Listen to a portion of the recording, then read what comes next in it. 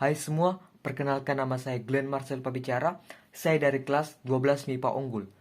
Pada kesempatan kali ini, saya akan mempresentasikan praktikum saya mengenai rangkaian listrik. Baik, tanpa banyak basa-basi, mari kita ke penjelasan selanjutnya. Baik, topik judul yang akan saya bawakan yaitu rangkaian listrik, seri, dan paralel. Judul topik ini diambil dari materi kelas 12, yaitu listrik dinamis. Pada praktikum ini, saya akan mencoba membuktikan beberapa sifat dari rangkaian listrik seri dan paralel. Selanjutnya, kita berpindah ke alat dan bahan yang diperlukan untuk membuat rangkaian listrik seri dan paralel.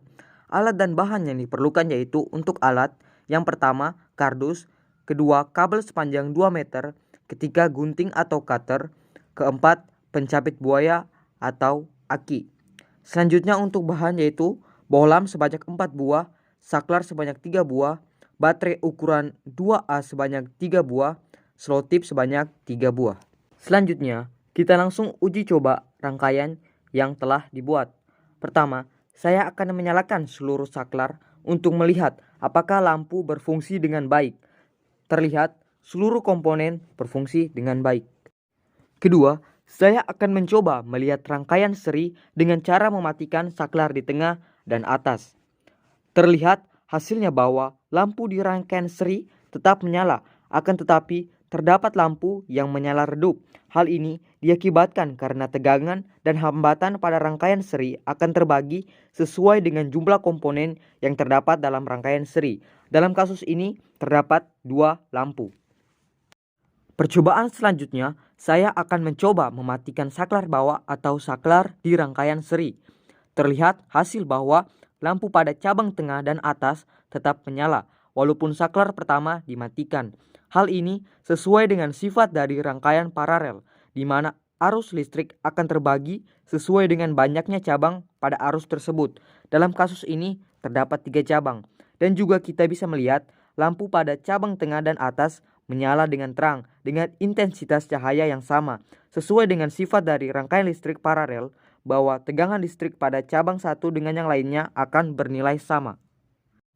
Untuk percobaan terakhir, saya akan mencoba memutuskan salah satu lampu yang ada di rangkaian seri.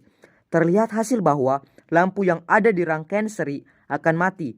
Hal ini disebabkan karena tidak adanya aliran atau arus listrik yang mengalir pada cabang yang sama, yakni cabang pertama, sehingga lampu lain yang ada di cabang pertama juga akan mati. Akan tetapi, lampu pada cabang lain akan tetap menyala, yang disebabkan oleh masih adanya aliran atau arus listrik yang mengalir pada cabang lain.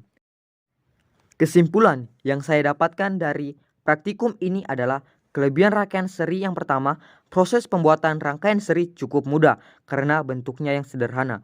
Kedua, hemat biaya karena tidak membutuhkan banyak kabel dan saklar, cukup satu saklar. Ketiga, tidak sulit untuk melakukan pemeriksaan saat terjadi kerusakan karena tidak banyak komponen yang harus diperiksa. Untuk kekurangan rangkaian seri yang pertama, jika salah satu komponen rusak, maka seluruh komponen akan mati atau tidak berfungsi. Kedua, saat dipasang beberapa lampu, maka nyala lampu tidak sama terang. Ketiga, penggunaan listrik tidak efisien karena hambatan total rangkaian yang lebih besar.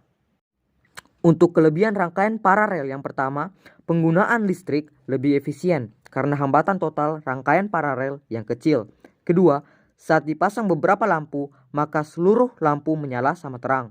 Ketiga, jika salah satu komponen lampu atau komponen rusak, maka lampu atau komponen yang lain tetap menyala atau berfungsi karena masing-masing bekerja secara bebas tanpa dipengaruhi komponen lain. Dan yang terakhir, kekurangan dari rangkaian paralel.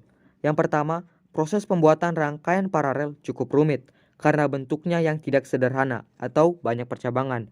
Kedua, boros biaya karena membutuhkan komponen yang banyak, yakni kabel dan saklar. Ketiga, semakin banyak percabangan, maka kuat arus listrik akan menurun.